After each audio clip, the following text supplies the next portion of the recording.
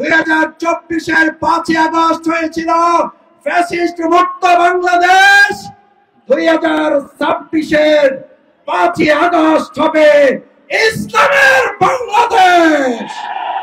আসসালামু আলাইকুম ওয়া রাহমাতুল্লাহি ওয়া বারাকাতুহু।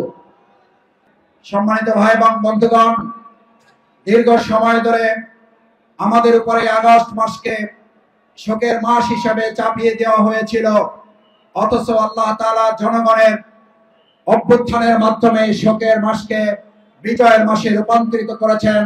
সেই আল্লাহর দরবারে সবাই শুকরিয়া আদায় করে আলহামদুলিল্লাহ। আজ শোকের মাস নয়, আজ শোকের মাস জনগণের জন্য বিজয়ের মাস।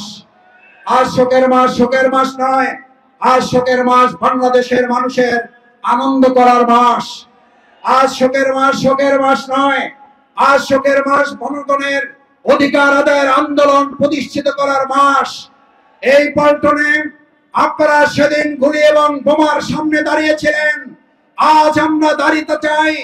যদি কোনো টেন্ডারবাজ, দখলদারবাজ, সন্ত্রাসী আবার নতুন করে জনগণের অধিকার ছিনিয়ে নিতে চায়, এই পল্টনে আমরা 5ই আগস্ট মৎস্য ভবনে সকাল 11:30টা ঠিক এই সময়ে গুলির সামনে দাঁড়িয়ে আপনারা যেমন সেনাবাহিনীর, র্যাব, পুলিশের সামনে বুক পেতে দিয়েছিলেন, আগামী দিনে জনগণের অধিকার প্রতিষ্ঠার জন্য একটি সুষ্ঠু সুন্দর নির্বাচন বাস্তবায়নের জন্য আরেকবার যদি বুক পাততে হয়, আপনারা কি রাজি আছেন? সবাই রাজি আছেন? সংগ্রামী ভাই এবং বন্ধুগণ, 2024 সালের এই 12টায় প্রেস ক্লাবের সামনে মোহর গুলি বর্ষণ করা হচ্ছে। 2024 সালের আজকের এই 12টায় চানখার বলে আমাদের ভাইকে গুলি করে রাস্তায় ফেলে রাখা হয়েছে। দেলার ভাই, কামাল ভাই, মান্নান ভাইদের নেতৃত্বে মিছিলের সামনে গুলি করে।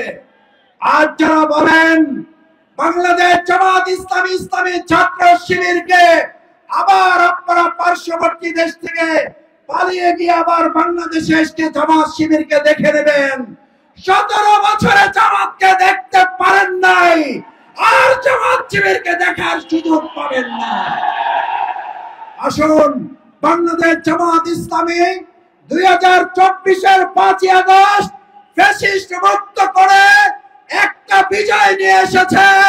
2026-এ সুষ্ঠু, অবাধ, নিরপেক্ষ লেভেল প্লেইং ফিল্ডের নির্বাচনের মাধ্যমে চূড়ান্ত বিজয় আমরা অর্জন করবো ইনশাআল্লাহ। সেই বিজয়ের মিছিলে সামিল হওয়ার জন্য কি সবাই তৈরি আছেন? সেই আহ্বান জানিয়ে আসুন। 2024-এর 5ই আগস্ট হয়েছিল ফ্যাসিস্ট মুক্ত বাংলাদেশ। 2026-এর 5ই আগস্ট হবে ইসলামের বাংলাদেশ।